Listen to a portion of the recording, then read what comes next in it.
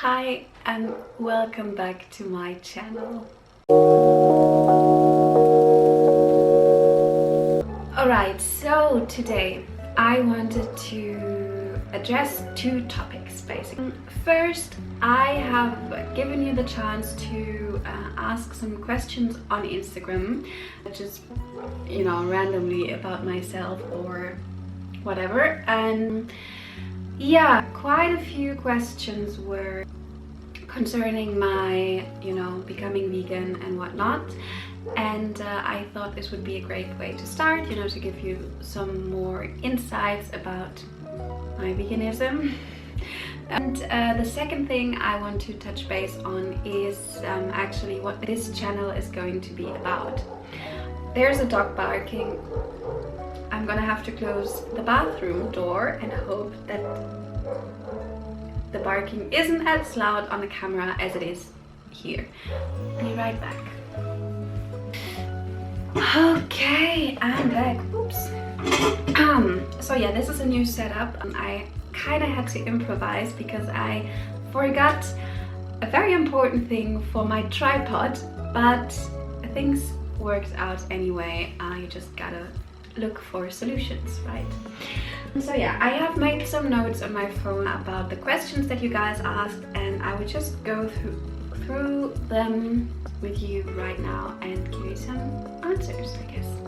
The first question that I was asked is actually concerning children. Someone asked if I think about raising my kids vegan, am I pro or con? Well, first of all, I don't have any children and I don't want to talk about if I want to have children or if I'm planning to have children or whatnot. So this is just a hypothetical answer. I think it's possible to raise children on a vegan diet, and I wouldn't want to be a parent that simply forbids them to eat what they want if they choose to eat, animal products. But I mean, since I'm cooking vegan, there would simply be vegan food at home. But if they want, to try dairy or whatever at a friend's place or at, school or whatever, I wouldn't, have the rule that you are not allowed to eat whatever. And I also think it's very important to inform children and be honest with them about, what is going on in the food industry. Of course, in a manner that is suitable for children, but yeah, I haven't, worked that out for myself. So I think, yes, it's possible. I think it's also possible to find a healthy way to implement a vegan diet with children. Of course, I would supervise with doctors and see that their vitals are all good, but yes, I do think it is possible, this topic. Question number 2. Since when are you vegan and what has changed? Good one. I became vegan in 2014, in the beginning of 2014. I went to Texas. I stayed in Texas for a while with uni, and when I was there I was already, vegetarian. I've been a vegetarian since I was 7, so for quite a while now. And while I was in Texas, my mom was doing a vegan challenge and she told me about it and she was so hyped about it, and I was like, oh well, I gotta try this. And I told myself I'm gonna do this when I'm back at home, and that's what I did. Basically, I did this challenge for 1 month, and I also cut sugar and wheat and I don't know what else, but I've cut a few things from my diet and I felt, perfect. I felt very active, I had lots of energy, and it was a great change. So I thought, well, I can just continue this whole thing for a little longer, and that's what I did. And after a certain amount of time, I wasn't even missing anything, so it just became normal to buy soy milk instead of regular milk. And I really like the vegan spreads that you put on bread, and I liked them before that as well, so it wasn't like a big change, And then I started to inform myself about vegan diet, veganism, and it kind of opened my eyes to the whole food industry. I just couldn't see myself, eating eating dairy on a regular basis, because the intention with why I went vegetarian so many years ago was because I didn't want to harm any animals. And knowing about, you know, milk industry and whatever, you start to realize that the only way of not harming animals is, you know, on a vegan diet. So that's what I stick to. What else has changed? As I said, I became more active. I started to do sports and I felt very good doing it. And I don't know if this has anything to do with the vegan diet especially, but I just felt very curious to try new things, especially in the kitchen. And so I just experimented with lots of different stuff, and it felt great. So I just, you know, I thought, why go back to the old ways if I like it that way? Another thing that has changed after becoming vegan, I used to be a heavy binge eater actually. I had these cravings and I went to the supermarket and I got, you know, tons of sweets and bread and ice cream and chips and whatnot. And I had these phases where I just couldn't stop eating. I didn't feel satisfied enough, so I just ate. And this has changed actually. I don't have this, you know, these cravings that much. I hardly buy sweets when I'm at home, and when I do buy them, I mostly buy dark chocolate. So I just take one, you know, piece of dark chocolate and I suck it. That's what I do. And it's, you know, this way you have the whole experience of eating the chocolate and not just, you know, eating it while you watch something or whatever. I feel more satisfied with the things that I eat, and I have created more awareness, I would say. I don't know if that makes any sense to you, but yeah, that's the way it is. The third question is, what is your favorite food? This is a hard one because I'm a food lover. I also have different phases, you know. I traveled to a country and then I fell in love with the food, and then I just want to eat it over and over again. Or before last year I went to a restaurant that I really liked and I would go there lots of times. But in general, I would say I really like the Asian cuisine. I like the Indonesian cuisine. Gado-gado, for example, it's a dish that is made with rice and lots of very nutritional veggies, and then you have crispy tempeh and a peanut sauce, and I can tell you it's the shit. It's really, really awesome, and I do like this a lot. I haven't had this for quite some time, but now that I'm talking about it, I'm craving it actually. So yeah, gado-gado, Indonesian food, is something that I really like. And also ramen. Yes, I love ramen. It's a comfort food and it just makes me really happy. It's warm and comforting, and yeah, I really like these dishes. But I would never say no to Italian cuisine, pasta, pizza, or just give me a loaf of freshly baked sourdough bread and vegan butter and I would be very content. So I do like lots of different stuff actually, but I think that's not a surprise. Fourth question, do you miss something in the vegan diet? Okay, so I'm not gonna lie, I do love cheese, and Parmigiano is something that I went to Italy a couple of times to go olive picking, and back in the days where I wasn't vegan yet, so we just had a huge bowl of minestrone and put some Parmigiano on top, and I loved it. I'm gonna be honest with you, so yeah, that's what I do miss sometimes, but I think the vegan options are getting so much better. There is some good vegan cheese out there that I buy on a regular basis. It's not that I go through the supermarket and be like, oh, I miss this or this or that. And also I think it is also a question of your mindset. When you're like, oh, I can't eat this, it feels different than if I would say I'm choosing not to eat this because I have different values.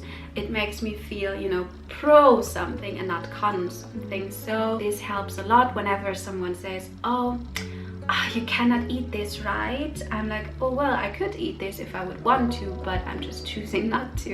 It makes me feel better, yes. To conclude, there's not a lot of stuff that I do miss. I've never really liked meat, so I definitely don't miss this. I don't miss eggs. I think, no, I just don't like them, and I think there are tons of great recipes that can substitute all these things, and I'm happy with it. So, question number 5. Do you always do meal preps? Do you have a weekly meal plan? So this actually changes from time to time. I had phases in which I would prepare my meals, especially when I was back at the office. I would cook, you know, the evening beforehand. I would cook like double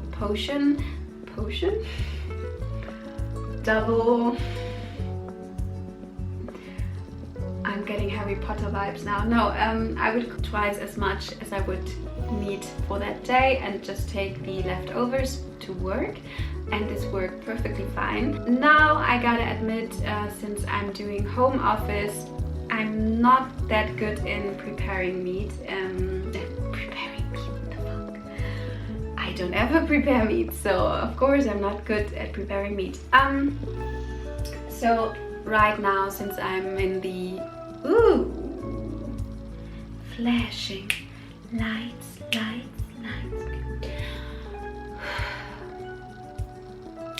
Since I'm doing home office, I am not very good in preparing my meals beforehand, but I wish I would be, because it saves a lot of time. It is so great when you don't have to decide in the evening after you've worked, okay, what am I gonna eat now? It's just very convenient. So I'm planning on going back to meal prepping. I thought that it would be a great idea to prep on Sundays and Wednesdays, since those are both days off for me, and it would be easy just to do that. What was the other question? Do you have a weekly meal plan? I don't have a fixed meal plan, but I would say I plan 50% of my meals throughout the week, because I just like to go grocery shopping once a week, and this makes this whole process easier. Yeah, so I'd say I have like maybe 3 meals in mind that I would love to cook over the week. Just, you know, put these things on the list and then just buy lots of other veggies that I love, and I know that I can prepare them well enough to be satisfied with it in the end.